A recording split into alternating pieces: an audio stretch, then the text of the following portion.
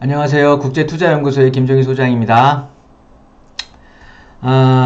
요즘 많은 분들이 이제 질문을 주시는 게, 투자의 방향성, 그리고 또 모아타운 관련해서 질문들을 좀 많이 주시더라고요. 그래서 오늘은, 제가 생각하는, 투자의 방향성하고, 그리고 간단하게 또 모아타운에 대한 개념에 대해서 짚어보는 시간을 좀 갖도록 할게요. 일단 저는 앞으로 한 4, 5년 정도는 이 서울 재개발 시장이 굉장히 각광을 받을 것 같습니다. 그렇게 생각하는 또 이유도 있는데 일단 왜 그렇게 생각하는지 한번 살펴보도록 할게요. 우선 왜 서울 재개발 시장에 투자를 해야 될까? 왜 서울 재개발 시장이어야만 할까? 서울은 뭐 여러분들도 다 아시다시피 만성적으로 절대적으로 주택이 부족한 지역입니다. 그렇다 보니까 이 주택 공급에 대한 문제를 해결하기 위해서 서울시에서도 2030년이죠. 2030년까지 80만 호를 이제 공급을 하겠다라고 밝힌 상황인데요. 이 중에 정비 사업으로 50만 호를 무려 50만 호를 이제 공급할 예정이라고 해요. 그런데 이 중에 뭐 공공재개발이니 신속통합기획이니 모아타운이니 역세권 개발 사업이니 이런 우리가 통칭 재개발이라고 이제 얘기하는데 이 재개발로만 40만 원을 공급하겠다고 하는 거거든요. 그렇다면 예정된 80만 호 중에 40만 호를 재개발로 공급을 하겠다라는 거죠. 그렇다면 당연히 현 시장의 임기도 있을 테고 그렇다고 또 밝힌 것도 2030년까지 80만 원을 공급한다고 했으니 앞으로 뭐 이쪽에다가 투자해라 라고 아예 그냥 정책적으로 가르쳐 준 거나 다름이 없거든요.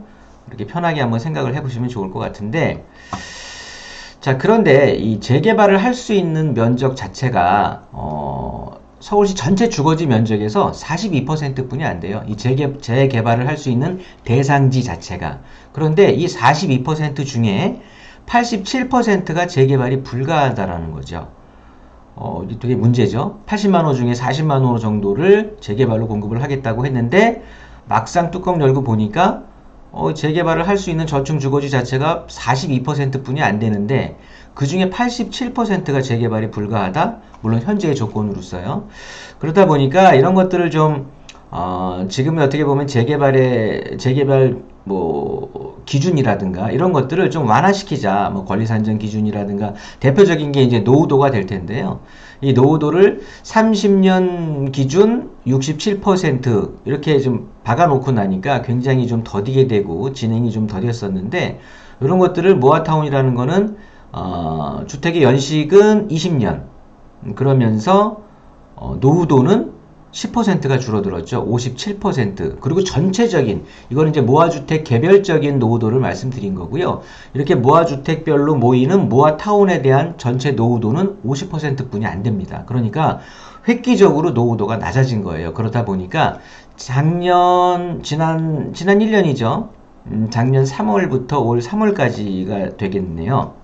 모아타운만 지난 1년 동안 선정된 곳이 65곳입니다. 굉장히 많이 인기가 있었던 거고요.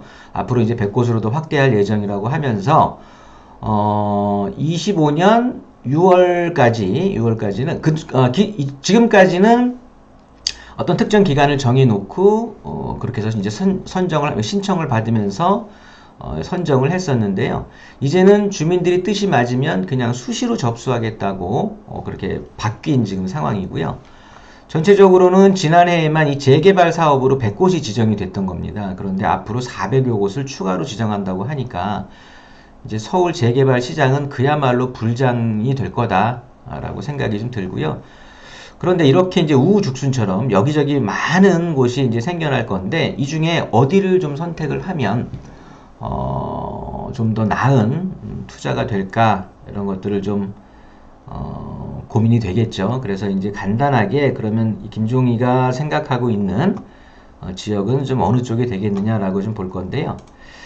일단 오늘 날짜입니다. 오늘 서울시 보도자료를 보면은 앞으로 서울시에서 이 불필요한 도시계획들에 대한 규제들을 개선을 할 건데 이거를 이제 본격화하겠다라는 소리거든요. 뭐 그동안 도시계획제도 중 불필요한 규제를 손질하겠다. 고도 제한이라든가 높이 제한 이런 것들을 삭제하고 스카이라인 이런 것들을 새로이 관리하겠다라고 하면서 전체적으로 이제 불필요한 규제들을 많이 개선을 하겠다고 밝히고 있는 내용들인데, 이 중에 보시면은 이렇게 어떤 기준이라는 게 있거든요. 항상 이게 바로 2040 서울 도시기본계획 확정, 즉 법정 최상위 도시 계획입니다. 그래서 2040 서울 도시기본 계획을 보게 되면 앞으로 서울의 미래상을 그릴 수 있고요. 앞으로 어느 지역이 어떻게 변화가 될 수 있다라는 것을 예상을 할 수가 있거든요. 그렇다고 보면 앞으로 재개발들도 어느 쪽으로, 어느 지역 쪽에 좀 관심을 갖게 되면 기존 대비 획기적으로 변화하게 되는 곳의 토지의 가치는 뭐 높아질 수밖에 없으니까, 그리고 또 주거에 대한 어떻게 보면은 인기 지역으로 탈바꿈할 수 있는 그런 지역으로 또 바뀌게 될 테니까요. 2040 서울 도시기본 계획을 좀 본다라고 하면 아무래도 전체적인 뭐 용도 지역이라든가 고도지구 뭐 이런 것들에 대한 도시계획 제도 전반에 대한 개선이 필요한 상황을 다각적으로 추진할 예정이다라고 서울시에서도 오늘 날짜로 또 이렇게 보도자료로 밝힌 것만큼 2040 서울 도시기본계획을 한번 볼 필요가 있을 것 같아서, 자 보시면 2040 서울 도시기본계획이고요. 불필요한 것들은 좀 생략을 해보고요. 자 이렇게 서울 도심과 여의도 영등포 그리고 강남 이렇게 3대 도심을 중심으로 하고요. 7대 광역 도시를 정하는 거거든요. 위쪽부터 창동 상계, 그리고 중앙에 청량리 왕십리, 용산, 상암 수색, 마곡, 가산 대림, 잠실 이렇게 7군데, 그리고 나머지 이제 부수적인 도시, 지역 중심에 대한 도시를 지정을 해 놓는 건데요. 우리가 관심을 좀 가져봐야 될 곳은 서울 도심이 되겠는데, 크게 4+1 축을 중심으로 도심 내 활력 증진 및 신산업 기반을 마련하겠다.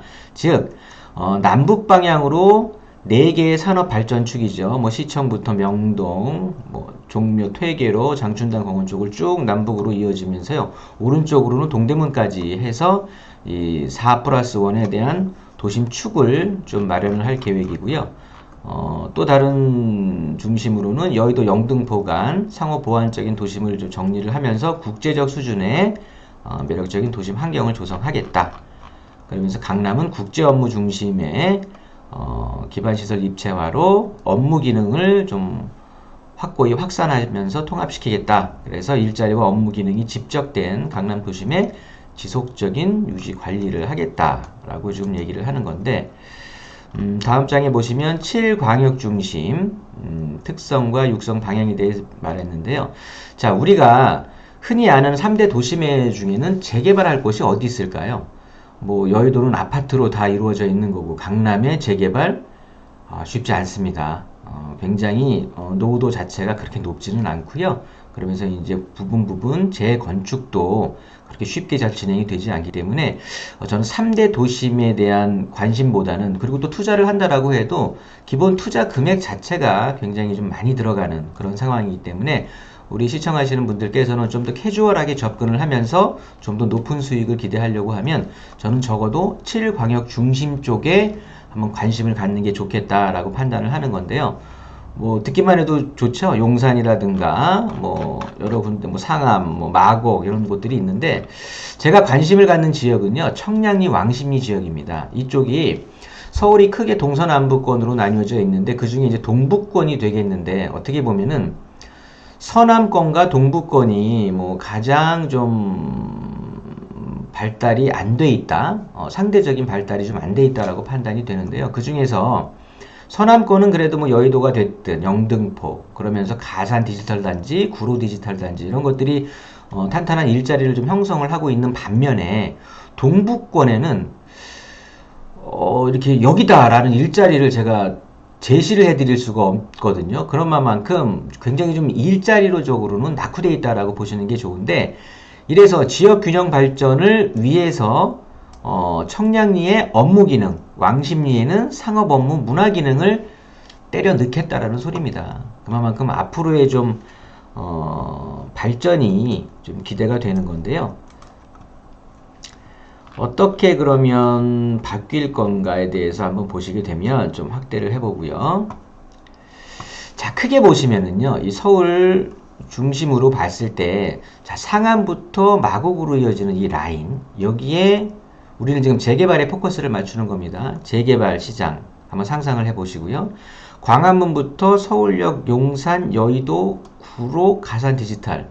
뭐 재개발 투자처가 저는 마땅히 용산의 일부, 서울역 일부 떠오르는데 이쪽은 지금은 뭐 정보가 오픈될 대로 오픈되었기 때문에요. 예전에 용산하니까 생각나는데 제가 원효로 사가를 한 4년 전에 추천을 많이 드렸었는데요.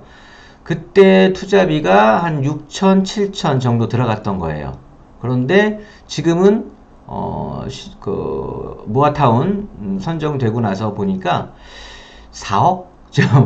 지금 같은 뭐 저를 통해서 그러니까 저한테 추천을 받고 매수하셨던 분이 주변에 한번 시장 조사를 하셨나 보더라고요. 그런데 지금 같은 건물을 4억에 이제 투자를 하려고 하면 투자비 자체가 4억 정도가 들어간다라고 하니까 굉장히 좀 뭐 혜택은 혜택인 것 같아요. 그러면서 용산 같은 경우라든가 서울 이런 일대 같은 경우는 지금 알려진 곳들은 굉장히 투자 금액 자체가 좀 많이 들어가는 좀 부담스러운 상황이 됐던 거고요.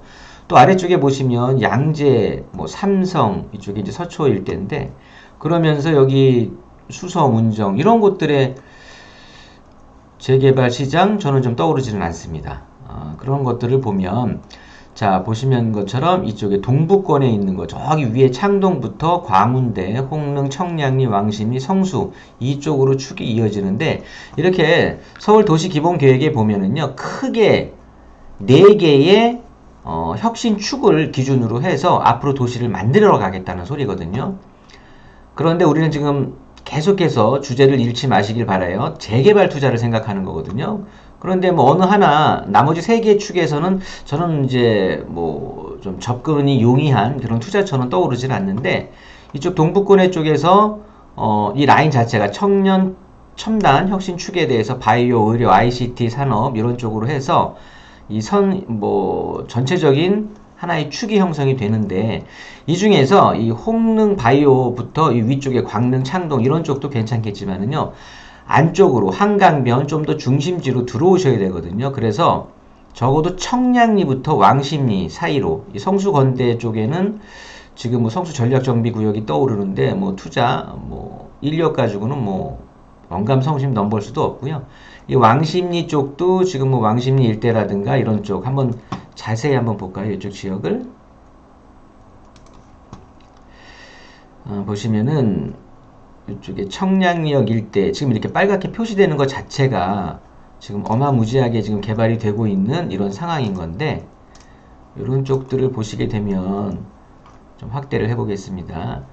자, 청량리역 인근에 이렇게 하늘색으로 표시되어 있는 부분들이 개발지 지정된 곳들을 지금 표시를 하는 건데요. 자, 청량리 일대 그러면서 여기 전농동 일대 아파트들까지 보시면 청량리가 이제 모두 다 아파트촌으로 바뀌게 된다는 거거든요. 그러면서 아래쪽에 있는 마장동의 마장 역세권 일대 여기 마장 세림 재건축 아파트를 포함해서 여기 아래쪽에는 지금 신속통합 1, 2차로 지정이 돼 있는 상황인 거고요.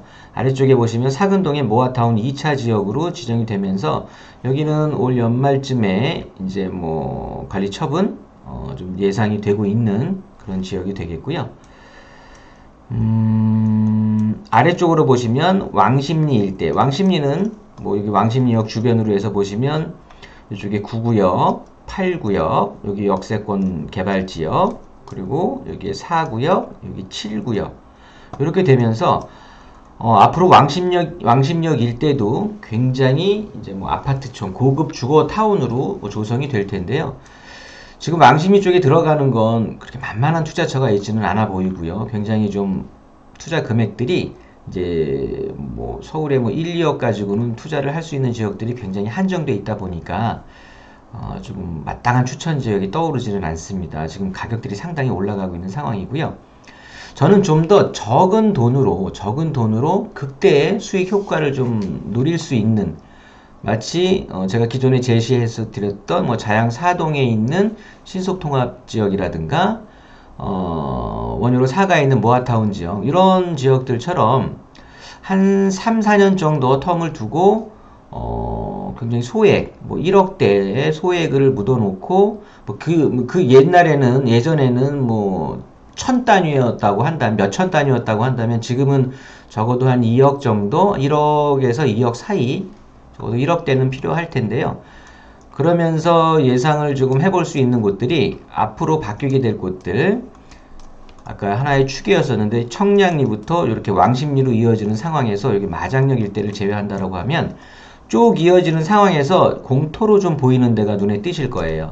여기 답십리 일대가 되는데 이쪽 지역에 보면 지금 뭐 용답동 재개발이니 역세권 개발이니 많이 이루어지고 있는데 여기 뭐 간대매 공원 일대도 하고 있고 그렇다고 보면 앞으로 답십리 일대도 여기 두산 위브라든가 한신, 답십리 파크자이 또 두산 위브 여기에 용답동 자이 그러면서 이 위쪽에 청량리 역세권 일대의 아파트들 이러면서 전체적인 평지의 아파트촌으로 변화가 될 거란 말이죠.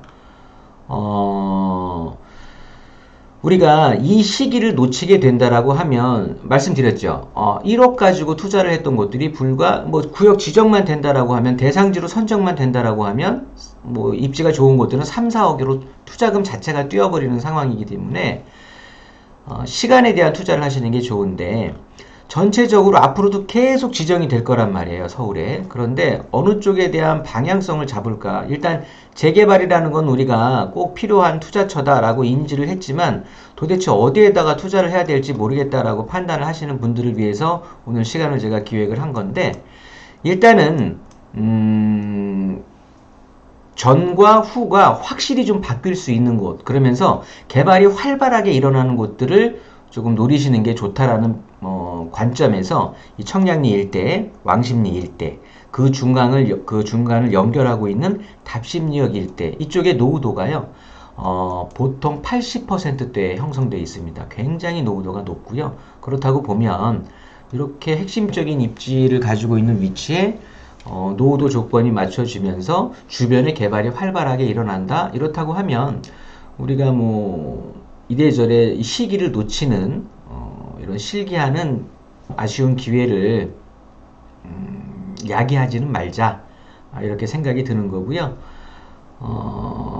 앞으로 재개발, 서울 재개발 시장은 뭐 좀 과장되게 말씀드리면 불장일 것이다. 그러면서 현 시장의 임기가 끝나가는 한 그리고 또 뭐 연임을 한다라고 해도 일단 한 4년에서 5년 정도는 굉장히 서울 재개발 시장은 화랑이 될 것 같습니다. 그래서 앞으로는 서울 재개발 시장이 투자처이면 분명한데 그 중에 옥석을 가리는 어느 쪽을 선별하는지 그렇게 선별해서 들어가는 그런 눈을 키우시는 그런 공부를 하시면 굉장히 좋을 것 같고요. 그런 투자에 대한 도움이 항상 되도록 제가 도와드릴 테니까 제 유튜브 많이 구독과 좋아요 눌러주시면서요. 많은 시청을 꾸준히 부탁드리도록 하겠습니다.